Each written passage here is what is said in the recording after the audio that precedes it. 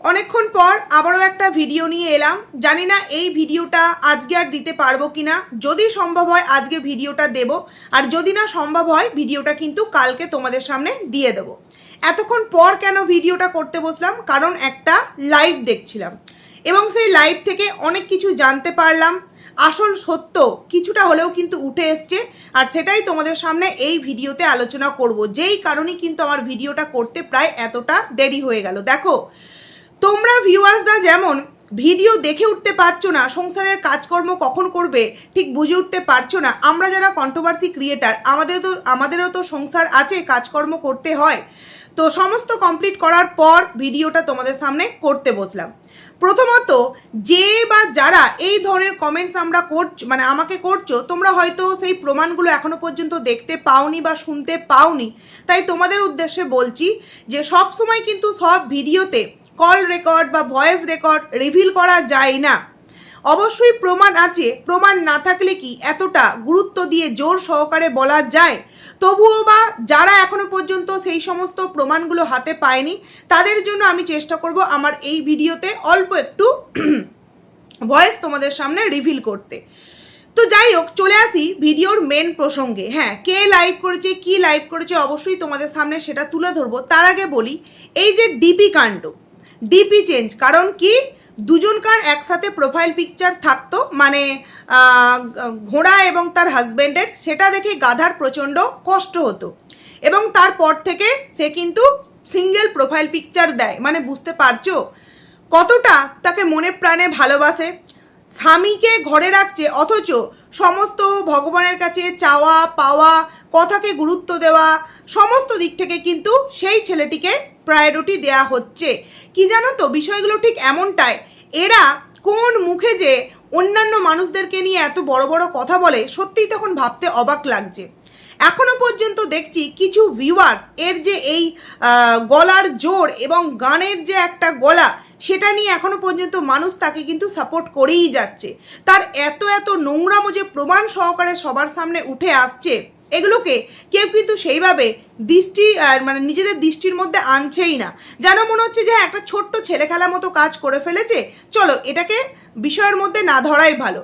কিন্তু যে মেয়েটি এতদিন অন্যান্য মানুষদেরকে নিয়ে এত নোংরা নোংরা কথা বলে গেছে কোনো রকম কোনো প্রমাণ ছাড়া, আজকে তার সম্পর্কে যখন এত প্রমাণ সহ তথ্য বেরিয়ে আসছে, তখন এই ভিউয়ার্সগুলো এই মেয়েটিকে এতটা কি করে ওপরে তুলতে পারে, এতটা কি করে সাপোর্ট করতে পারে, সত্যি কথা বলতে আমি অন্তত বুঝতে পারছি না।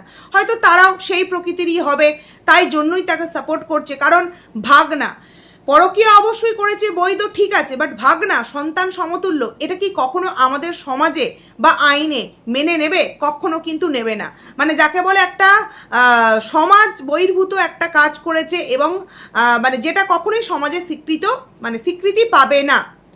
এবার এই যে আমরা শুনতে পাচ্ছি একটা গালমন্দ, যেটা কিনা কেউ বলছে দীপ্তি আন্টিকে উদ্দেশ্য করে বলেছে, কেউ বা আবার বলছে তোমার রিম্পাকে উদ্দেশ্য করে বলেছে, কেউ বা আবার বলছে আমাদের টুকিটাকি আন্টিকে উদ্দেশ্য করে বলেছে। সেটা কার ভয়েস? সেটা কিন্তু আমাদের গোল্ডি দিদির ভয়েস। এক্ষেত্রে আমার কিছু কথা বলার আছে, কারণ একটা লাইভ দেখেছিলাম কিছুদিন আগে, যেই লাইভে এই গোল্ডি দিদি এবং আরও একজন দিদি এবং ম্যান্ডি, এরা সবাই কিন্তু উপস্থিত ছিল।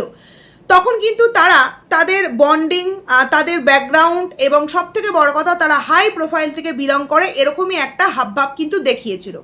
এবং তারা বলেছিল যে তাদের মুখে কোনো সময় কোনো গালমন্দ আসে না, তারা প্রচণ্ড পরিমাণে ভদ্র এক্সেট্রা ব্লা ব্লা ব্লা।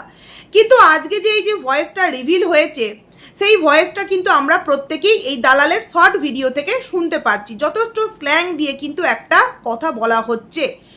আমার কথা হলো, যাকে উদ্দেশ্য করেই বলা হোক না কেন, সেটা দীপ্তি আন্টি হতে পারে, সেটা রিম্পা হতে পারে, সেটা টুকিটাকি আন্টি হতে পারে, যেই হোক না কেন, কিন্তু এই ধরনের ভাষাগুলো সে কি করে একজন শিক্ষিত মহিলা হয়ে দিতে পারে?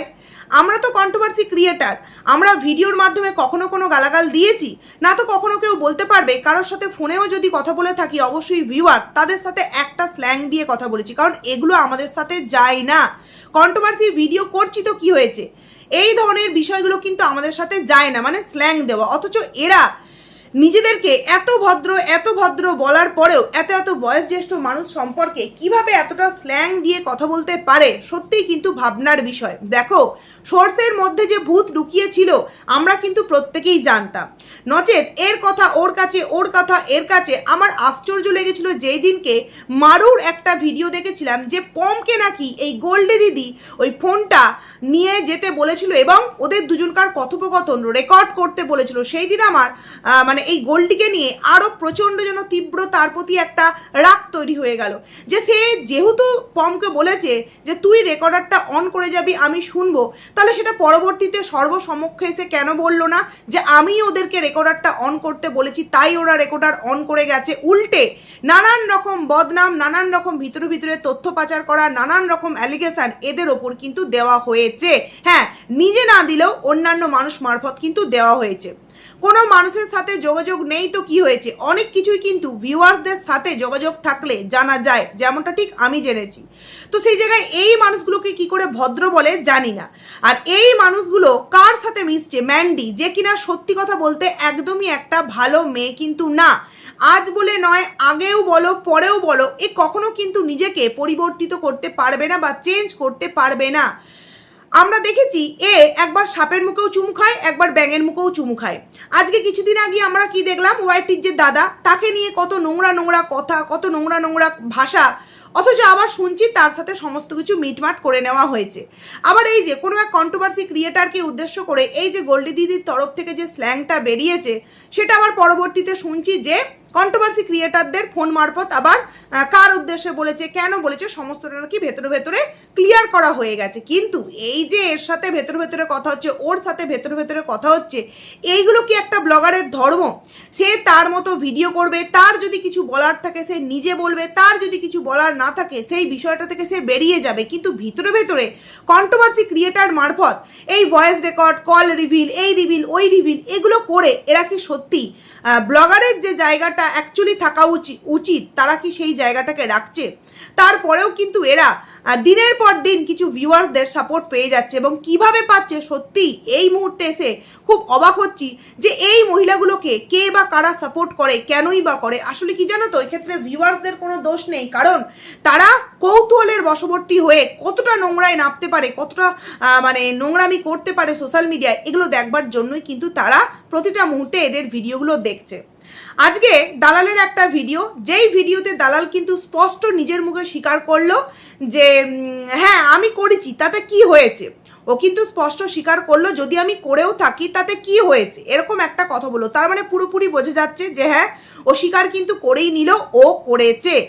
মানে ও মানুষের সামনে এটাই প্রমাণ করতে চাইছে যে আমি তো করেছি, আমি তো খারাপ। কিন্তু ম্যান্ডি, তুই যে সবার সামনে আমার পোলগুলো খুলছিস, তুই কনসাস হতি। দেখো ম্যান্ডি যে ভালো নয়, ম্যান্ডি যে একদম যাকে বলে মানে নোংরামত চরম লেভেলে পৌঁছে গিয়ে করেছে এবং এখনো পর্যন্ত ভেতরে ভেতরে অনেক কর্মকাণ্ড ঘটাচ্ছে। না না, হুলহুলার সাথে কিছু নয়, মানে এই কন্ট্রোভার্সি ক্রিয়েটার মারফত ভয়েস লিক করা, চ্যাট লিক করা, কল রিভিল লিক করা, এগুলো কিন্তু করছে, সেগুলো আমরা প্রত্যেকেই বুঝতে পারছি। কিন্তু তারপরেও আমরা কেন ম্যান্ডিকে এই মুহূর্তে গুরুত্ব দিচ্ছি না? কারণ ম্যান্ডির প্রথম দিন থেকে আজ অবধি যেই সমস্ত নোংরামো আমরা প্রত্যেকে ঠোঁটস্থ মুখস্থ করে ফেলেছি, তাই তো এতটাই ভিডিও হয়েছে এবং এতটাই ভিডিও আমরা দেখেছি। তাই আমাদের কাছে নতুন কিন্তু তার নোংরামোটা কিছুই নয়। কিন্তু এতদিন ধরে আমরা যে মামি মোয়ে মোয়ে কথাটা শুনতাম, তার এতটা এতটা সুন্দরভাবে পরিষ্কারভাবে যে তথ্য প্রমাণগুলো উঠে আসছে, তার জন্য কিন্তু মানুষ এখন এতটা ইন্টারেস্টিং সহকারে এই দালালের বিষয়গুলোকে কিন্তু জানতে চাইছে এবং দেখতে চাইছে। আর সেই জায়গায় সে কিন্তু আজকে স্বীকার করেই নিল যে হ্যাঁ আমি যদি করেও থাকি তাতে কি হয়েছে, তাতে কি হয়েছে। আমি তো সোশ্যাল মিডিয়ায় এসে বলতে যাইনি আমি যা করেছি অফ ক্যামেরায় করছি। মানেটা কি? মানে অফ ক্যামেরায় করলে তুমি ভালো, আর যে অন ক্যামেরায় দেখিয়েছে সে খারাপ। মানে বিষয়গুলো আসলে এরকমটাই, যেটা প্রত্যেকেই মানে এরা এই যে গ্রুপের মধ্যে যে কজন ছিল প্রত্যেকেই হচ্ছে এক একটা নোংরার স্তূপ। প্রত্যেকে, এখানে আমি কাউকেই বাদ দিচ্ছি না, কারণ কেউ বা গালাগালের দিক থেকে একদম কি বলবো ডিগ্রি নিয়ে পাশ করেছে, কেউ বা পরকীয়ার দিক থেকে, কেউ বা আবার ছোট ভাইয়ের সাথে প্রেম করতে, মানে এক একজন এক এক রকমের। কিন্তু এই যে কথাটা উঠে আসছে বা আমরা নিজের কানে যে শুনেছি যে প্রথম যেদিন রাত কাটিয়েছে, মানে কথাটা কতটা নিন্দনীয় এবং ধিক্কারজনক একবার ভাবো তো। আমরা বিয়ের পর প্রথম রাত তো অবশ্যই হাজব্যান্ডের সাথেই কাটাই, তাই তো, কিন্তু এ ওই গাধার সাথে কাটাবার পর বলছে আমি যে প্রথম রাতটা ওর সাথে কাটিয়েছি, তো তখন ওনাকি মানে কি আলু থালু না কীভাবে কান্নাকাটি করেছে ঢুকুঢুকু খেয়ে, এবং এটা বলেছে যদি ওই গাধার বিয়ে হয়ে যায় তাহলে ও কিন্তু অর্ধনগ্ন হয়ে মানে রাস্তা দিয়ে নাকি ঘুরবে। মানে বুঝতে পারছো কোন লেভেলের কথাবার্তা বলেছে? তোমরা এতটুকুনি বোঝার চেষ্টা করছো না যে এই যে কলগুলো রিভিল হচ্ছে, এই যে ভয়েসগুলো রিভিল হচ্ছে, এগুলো আসছে কোথা থেকে? কারণ ওর ভেতরকার সমস্ত কথা, সমস্ত গোপনীয়তার কথা এই সমস্ত গ্রুপের কাছে কিন্তু অলরেডি রিভিল করে রেখেছে। আর আমার মনে হয় রিভিল করার একটাই কারণ, যাতে করে তারা এই মহিলাকে সাপোর্ট করে। যেহেতু ম্যান্ডি করেছে, তারপরেও ম্যান্ডিকে তার দিদিরা সাপোর্ট করেছে, সেই কারণে এ করলে একেও সাপোর্ট করতে বাধ্য, এবং সাপোর্টের মাধ্যম ধরে ওর থাকার যে আস্তানা, গোল্ড দিদির বাড়ি বা আদার যেই সমস্ত দিদিরা আছে তাদের কাছে একটু থাকার আশ্রয় নেবার জন্যই হয়তো এত ভেতরকার পার্সোনাল ইনফরমেশান এই কখনো বা গ্রুপের মধ্যে, কখনো বা বাড়িতে গিয়ে, কখনো বা ভয়েস মেসেজের মাধ্যমে এই সমস্ত কিন্তু পাঠানো হয়েছে। যাই হোক, কতটা নোংরা মেন্টালিটি হলে একজন সন্তান সমতুল্য ছেলের সাথে এরকম কাজকর্ম করতে পারে। এবার চলে আসি আরও একটা বিষয়। দেখো, যার লাইভ দেখলাম সে হচ্ছে এই ঘোড়ার খুব কাছের, তোমরা অনেকেই জানো ঘোড়ার কমিউনিটিতে প্রায় কিন্তু দেয় একজন মেয়ে। তার একটা লাইভ আজকে দেখছিলাম, না তার ভিডিও সেইভাবে দেখি না, তবে কয়েকদিন আগে একটা ভিডিও দেখছিলাম। সেই ভিডিওতে এই দালালকে দাঁড় করিয়ে কিছু একটা অ্যান্সার দেওয়ার ছিল, এবং তখন কিন্তু মানে তোদের জ্বলবে আমার তাতেই চলবে এরকম কিছু একটা বলে কিন্তু দালাল অ্যান্সার দিয়েছিল। যাই হোক, ওই ভিডিওটা দেখেছিলাম। তারপর আজকের লাইভটা তো ঠিকঠাকভাবে করতেই পারছিল না। তার মা যথারীতি পাশ থেকে এফবিতে বা ইউটিউবে লাইভ করছিল, আর এও কিন্তু ঘোল খেতে খেতে বা লস্যি খেতে খেতে লাইভ করছিল, এবং তখন অনেক ভিউয়ার্স কিন্তু তাকে প্রশ্ন করছিল যে এই যে দালালের নামে এগুলো শুনছি, এগুলো কি সত্যি সত্য? তুমি তো ওদের ফ্যামিলি মেম্বার, তাহলে তুমি আসল সত্যটা জানাও।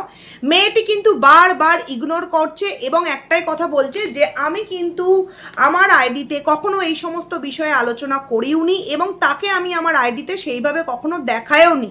হতে পারে সে আমার ফ্যামিলি মেম্বার্স, বাট প্রত্যেকের বিষয়ে যে প্রত্যেকে জানবে এমনটা কিন্তু নয়। বারংবার একটা 1 ঘন্টার লাইভ, বারংবার এই অ্যান্সারটা দেওয়ার পর একবার হঠাৎ করে কিছুক্ষণের জন্য বলে বসলো, যদিও ঘটনাটা সত্যি হয়ে থাকে, মানে এই দালাল এবং তার হাজব্যান্ড কাকু কাকিমা হয় এবং ওনাদের শ্বশুর শাশুড়ি এর দিদা দাদু হয়। বলছে যদিও কাকিমা এরকমটা করে থাকে, তাহলে পরিবার কি করে না জেনে থাকতে পারে? অবশ্যই তাদের পরিবার নিশ্চয়ই জানে। আর এটাও সাথে বলছে যে এক হাতে তো আর তালি বাজে না, এই তরফের শুধু দোষ আছে, ওই তরফের কোনো দোষ নেই, এমনটা কিন্তু নয়। এই তরফের যদি দোষ থাকে, ওই তরফেরও কিন্তু দোষ আছে, এবং তার থেকে কম বয়সী একজন বোন কিন্তু ছেলেটার আছে, মানে এই গাধার বোন কিন্তু এই মেয়েটির থেকে ছোট। সেও কিন্তু সোশ্যাল মিডিয়ায় যথেষ্ট অ্যাক্টিভ। তাহলে সে কি এই বিষয়গুলো দেখতে পাচ্ছে না? সে কি এই বিষয়গুলো জানতে পারছে না? সে কিন্তু বারবার তার ওই কিছুক্ষণের মধ্যে বলা একটা কথায় মানুষকে বুঝিয়ে দিতে এটাই চাইছে যে প্রত্যেকটা মানুষ প্রত্যেকটা বিষয়ে জানে।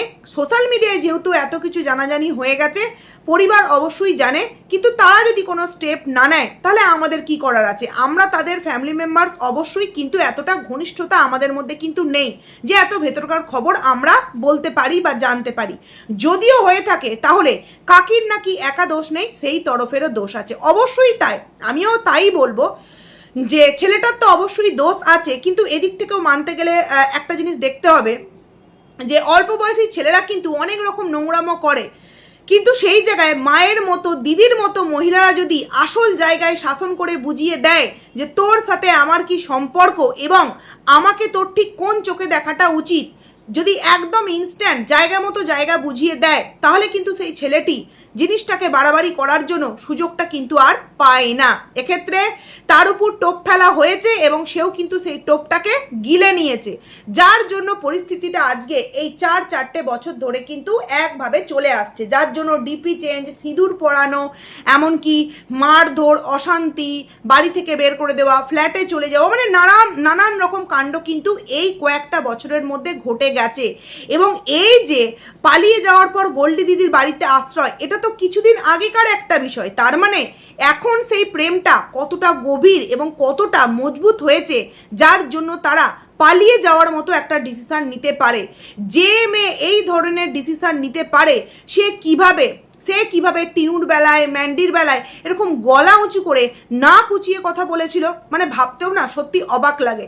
যাই হোক, তোমরা অনেকেই সেই ভয়েস রেকর্ডটা শুনতে পাওনি, তোমরা জানো না কোন আইডি থেকে রিভিল হচ্ছে, তাই তোমাদের জন্য আরো একবার শুনিয়ে দিচ্ছি। আমি না এরে থাকতে পারবো, না এরে কি করতে হবে, মন না যে অন্য অন্য জায়গায় চড়ায় বেড়ায় মাগিবাজি করে, এরকম কিন্তু না। সে একভাবে পড়ে 4 বছর ধরে ওরকম দেখানো হয়েছিল। এবার আমরা গেছি, আমি প্রথম দিন যেদিন গেলাম তো ওই যে একটা টান চলে আসছে, ওই সেই টান এখন গভীর গভীরে চলে। শুনে নাও, মানে দিদিকে তুমি সিঙ্গেল ছবি দেওয়া, তুমি ওর সাথে ছবি দিও না, আমার ভালো লাগে। একদিন ছবি পাঠাইছি, এখানে আসছিল পরে গলায় হাত দিয়ে ওরে ছবি পাঠাইছি, পারলা এটা করতে? আসছে বলে দিলেই হয়তো, ছবি দেখানোর কি আছে? সারাদিন কথা নেই, রাত 12টার পরে কই থেকে প্রথম যেদিন রাত কাটালাম সেদিন ওই বিয়ে হয়ে যাওয়া নিয়ে উড়ে উলাফুলা চিৎকার, আমি উলাফুলা চিৎকার মাখি। ওই যখন বিয়ে যাবে আমি কি করবো? এবার আমি তো মানে অসুস্থ হয়ে ঘুমায় পড়ছি। শুনতে পেলে, এগুলো কিন্তু অলরেডি রিভিল হয়ে গেছে। এবার অনেক সময় কি হচ্ছে, রিভিল হচ্ছে আবার কিন্তু ডিলিট হয়ে যাচ্ছে, বাট আমরা কন্ট্রোভার্সি ক্রিয়েটাররা সেগুলোকে স্ক্রিন রেকর্ড করে রেখে দিচ্ছি, যেমন ঠিক আমি। এবং তোমরা হয়তো অনেকেই আছো যেই জায়গা থেকে রিভিল হচ্ছে সেই জায়গা অবধি তোমরা পৌঁছাতে পারছো না, তাই তোমরা ভাবছো যে আমাদের বলা কথাগুলোর বা আমার বলা কথাগুলোর মধ্যে কোনো রকম কোনো প্রমাণ নেই। দেখো, প্রথমত হচ্ছে প্রমাণ ছাড়া এই ধরনের বিষয়ে কেউ এতটা জোর সহকারে কিন্তু কথা বলতে পারে না। এখন বিষয়টা এমনই চলছে, এই তরফ এটা রিভিল করছে তো ওই তরফ ওটা রিভিল করছে। যেমন এই যে দালাল, ও কিন্তু অনেক কিছু রিভিল করেছে, যার জন্য আমি প্রথমেই বললাম যে গোল্ডে দিদির বিষয়টা এইভাবে স্ল্যাং দিয়ে সত্যি কি কাউকে বলাটা যায়? একটা শিক্ষিত মহিলার মুখ থেকে কি এই ধরনের ভাষা মানায়? দেখো, ভাষা আমরা কেউ জানি না এমনটা নয়, প্রত্যেকে আমরা কিন্তু জানি না, শুনলেও ছোটবেলা থেকে, বাট বড় হয়ে মানুষের মুখ থেকে কিন্তু আমরা অনেক কিছু ভাষা শুনি, বাট সেগুলো আমরা নিজেরা কখনো না তো পার্সোনালি আর না তো সবার সামনে আমরা কখনো কিন্তু এটা ব্যবহার করি না। তাই যারা যারা প্রমাণ করে আমার আগের ভিডিওটাই বলেছো যে কোন বেসিসে তুমি এই কথাগুলো বলছো, তোমরা হয়তো সেই প্রমাণটা দেখতে পাওনি, তাই তোমাদের জন্য কিন্তু এই ভয়েসগুলো দিলাম। অবশ্যই আমি চেষ্টা করবো একটু ফাস্ট করে দেওয়ার, কিন্তু এটা তো ভাবনার বিষয় না, যে এই যে আজকে আমরা যেই ঘটনাগুলো দেখতে পাচ্ছি, জানতে পারছি যে স্বামীর দেওয়া সিঁদুরকে তুলে দিয়ে আবারও ভাইয়ের দেওয়া সিঁদুরকে, ভাই না সরি ভাগনার দেওয়া সিঁদুরকে আবারও কিন্তু পড়তে হলো, এবং সেই সিঁদুরই সব জায়গায় পড়ে থাকে। এবং একটা জিনিস তোমরা লক্ষ্য করবে যে ও যখন যখন রিলস ভিডিও করে বেশিরভাগ টাইমে কিন্তু ওর সিঁদুরটা খুব একটা কিন্তু দেখা যায় না, যতটা চেষ্টা করে সিঁদুরটাকে না দেখিয়ে ভিডিও করতে। কারণ কি, সবসময়ের জন্য তার কাছে একটা আলাদাই ইমেজ তৈরি করতে চায়, এবং সেটা যদি না হয় সে কিন্তু সেই তরফ থেকে প্রচণ্ড রেগে যায়, এবং প্রচণ্ড রেগে গিয়ে প্রচণ্ড একটা বাড়াবাড়ি কাণ্ড ঘটিয়ে ফেলে। যাই হোক, এই ভিডিওটাকে আমি এখানেই এন্ড করছি। লাইভটা দেখলাম, লাইভটা দেখতে দেখতে অনেকটা লেট হয়ে গেল। লাইভ থেকে এটা পুরোপুরি পরিষ্কার যে ফ্যামিলি মেম্বার্সরা কিন্তু অনেক কিছুই জানে, এবং দোষ এক তরফের নয়, দোষ দুই তরফেরই আছে। যেটা আমি শুনেছিলাম যে ছেলেটিকে এই ঘটনার জন্যই কিন্তু পাঠানো হয়েছিল ব্যাঙ্গালোরে।